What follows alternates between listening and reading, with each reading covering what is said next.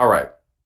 I mean, shit, pretty much like every apartment that I've lived in since I've been in New Jersey. I've been in Jersey since 2016, and I've lived in what I think four places, and every single place that I've lived in Jersey, the rent has gone up every year, like without fail.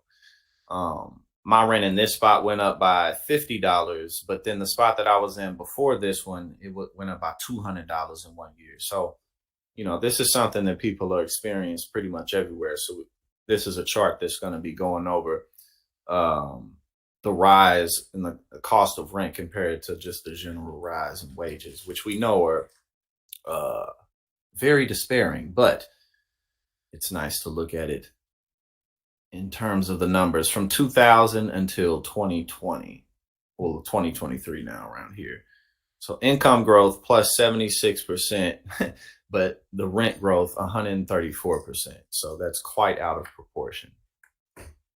And these are the issues that, obviously, these are the issues that unite pretty much everyone. These are the types of issues that candidates who run on policy lines and then importantly have some type of history or some type of resume that shows that they really are about this. They, like they've really fought for the issues. This is the type of stuff that changes people's lives. And there's a lot of ways to go about this from every angle. There's no one shot solution. But I mean that this is a huge political problem, and there's no other way to. There's no like this isn't this is just a personal responsibility issue. This is a political issue. So the longer I'm involved in politics, the more I realize like nothing in society will change unless people really just get their asses out here and fucking go up to people in power and shake them until they fucking do what we need them to do, or decide to run for office themselves. Otherwise, ain't none of this shit gonna change. Rent is growing faster than incomes around the country, putting additional pressure on inflation-burdened households. The median the median renter in the U.S. would need to spend 29.6% of their monthly income on an average rent in the first quarter of 2023. That's an uncomfortably high ratio per Moody's, though it's a slight dip from last year when the rent to income threshold crossed 30%. Well, I guess what's that? A 0.4% decrease, making some progress.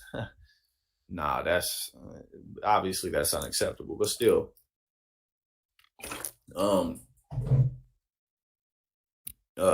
corporate politicians and the media just like hyper focus on things like the debt ceiling, which always gets raised no matter what. Like they're not going to let America not pay its bills every fucking time the debt ceiling come up. Yeah, it's a serious issue, but guess what always happens?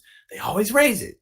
So, but they don't be talking about shit like this because these are issues again that unite everyone across political ideologies, across the whole spectrum. Everybody going through shit like this, unless you're a quadruple millionaire or some shit.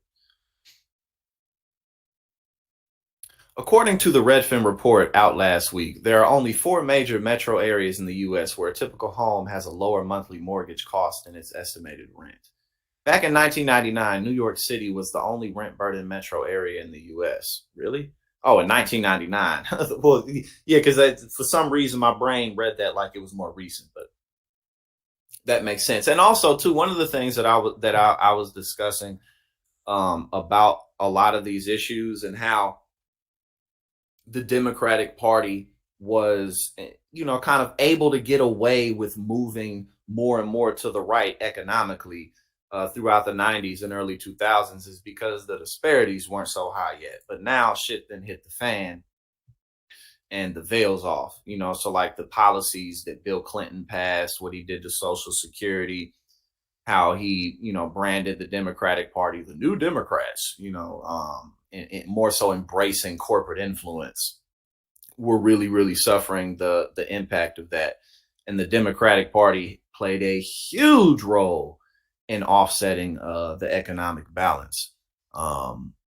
One, by passing policies that directly did so, but also by doing nothing about anything that the Republican Party has put forward, which we know is naturally more to the right economically. And so the Democratic Party has played a major role in the unbalance of the political system that we have today, because they're not they're not, they don't adhere enough to their core ideology.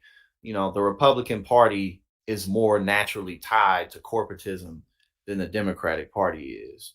So, you know, the weakness of the Democratic Party has just caused so much damage over time. And these are stats that show exactly that, stuff like this. You know what I'm saying? By the end of last year, there were six metros in that pricey club, including Miami, 42%, Boston, 33%, and Los Angeles, 35%. Rents surged in the pandemic for a variety of reasons, and they remain high now, partly as a side effect of surging mortgage rates. Sorry, those rates are keeping would-be first-time homebuyers on the sidelines, and that's pushing up demand for rentals. So yeah, so